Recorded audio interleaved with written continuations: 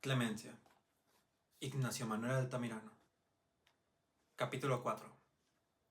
El comandante Fernando Valle. Había también, en el mismo cuerpo, y mandando el segundo escuadrón, un joven comandante que se llamaba Fernando Valle. Era justamente lo contrario de Flores, el reverso del simpático y amable carácter que acabo de pintar a largas pinceladas.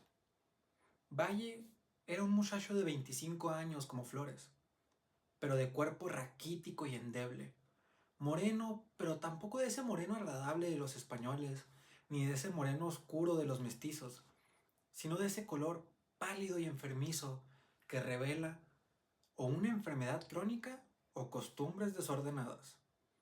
Tenía los ojos pardos y regulares, nariz un poco aguileña, bigote pequeño y negro, cabellos lacios, oscuros y cortos, manos flacas y trémulas.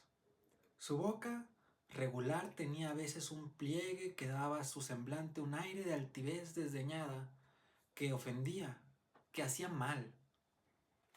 Melancólico, sumido en profundas cavilaciones, distraído, metódico, sumiso con sus superiores, aunque traicionaba su aparente humildad el pliegue altanero de sus labios, severo y riguroso con sus inferiores, económico, laborioso, reservado, frío.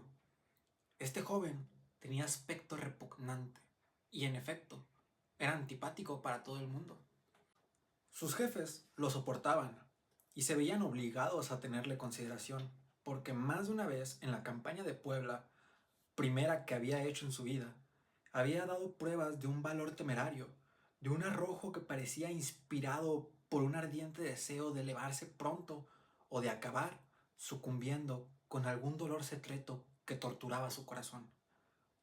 Hubiérase dicho que, desafiando a la muerte, había querido humillar a sus jefes, que combatían con la prudencia del valor reposado y experto.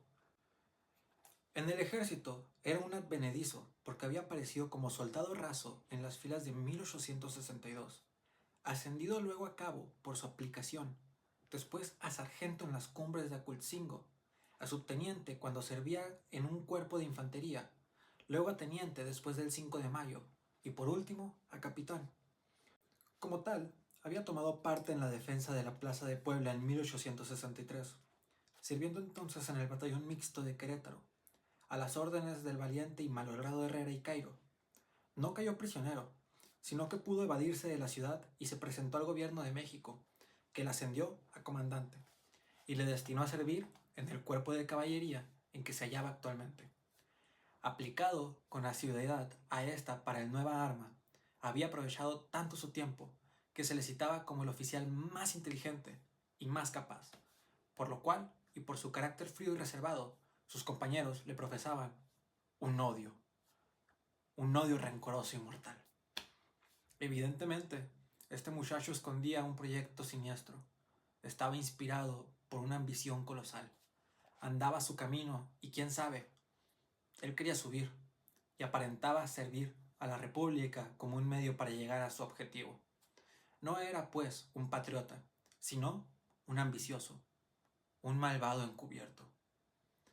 Esto se decían los oficiales en voz alta. Esto se decía el coronel. Esto se decía el mismo Flores.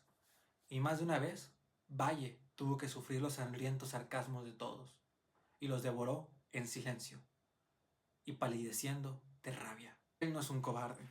Él sufre nuestros insultos y evita toda pendencia. Luego, abriga una mira particular a cuya realización sacrifica hasta su amor propio. Esto añadían en coro los oficiales. Además, Valle ni pedía un servicio a nadie, ni lo hacía. Guardaba su poco dinero y lo gastaba con parsimonia y evitaba toda ocasión de comprometerse a pagar en un convite o en un convivio de comida o el vino de sus compañeros, por lo cual, regularmente, comía solo o en diferente fonda, siempre solitario y siempre económico. Esta sobriedad calculada, su falta de buen humor, su aversión a los vicios, a la que es inclinada la juventud militar, le daban un aire de casmuñería que no podía menos que atraerle la enemidad de la gente. Así, cuando algún oficial, porque todos los demás se amaban fraternalmente, estaba enfermo o metido en algún apuro, todo el mundo volaba a su socorro, se le prodigaban los cuidados más solícitos, se velaba a la cabecera de su cama, se le facilitaba dinero, se le asistía, en fin, como una familia. Pero cuando Valle, que tenía, a pesar de su aparente raquiticismo, una salud robusta, cuando él estaba achacoso o herido, como acababa de sucederle a consecuencia de una escarmuza, nadie le hacía el menor caso. Se le trataba como un perro, y el orgulloso comandante tenía que preparar sus sillas con una sola mano, y tomar sus tisanas y beber agua en su jarro con infinito trabajo, porque rehusaba hasta los servicios de un viejo soldado que se la servía, quien, por otra parte, lo quería un poco. Francamente, hasta nosotros los médicos, hombres de caridad, y que no consultamos nuestras simpatías para ser útiles a los que sufren, hasta nosotros, digo, repugnábamos acercarnos a él porque sentíamos una invencible antipatía viendo a ese pequeño oficial con su mirada ceñuda, su color pálido e impuro y su boca despreciativa. La tisana que me recetó usted, doctor, no me ha hecho provecho alguno, me dijo un día en Querétaro cuando estaba atacado de fiebre a consecuencias de la herida.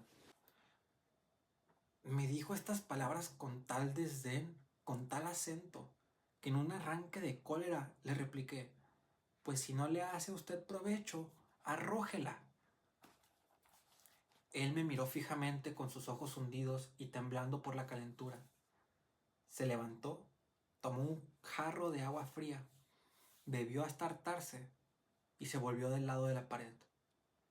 Indignado, yo de tamaña insolencia, salí refunfuñando. ¿Qué me importa que se lo lleve el diablo, oficialillo grosero? Creí que se pondría peor y avisé a algunos de mis compañeros para que fuesen a asistirle, y él me manifestó que le sería desagradable. Y no fue a verlo. Una camilla para el comandante herido, pidió en el patio del hospital el jefe del cuerpo médico, viendo que nadie se había acordado de Valle. Pero los soldados estaban demasiado atareados con su equipo, nosotros ocupados en nuestros... 3, 2, 1. Al día siguiente salimos de Querétaro. Una camilla para el comandante herido, pidió en el patio del hospital el jefe del cuerpo médico, viendo que nadie se había acordado de Valle.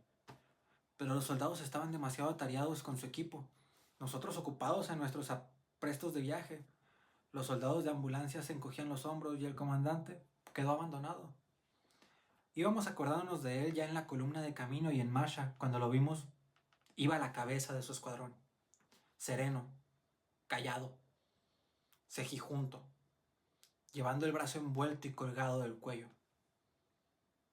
Realmente hay algo de misterioso en la fuerza de espíritu de este muchacho, nos dijimos todos. ¿Será un héroe futuro? Va, tiene más aspecto de traidor que de héroe. Él medita algo, no hay duda, me contestaron. Y así continuamos hasta que él sanó, sin necesitar de la asistencia de ningún médico.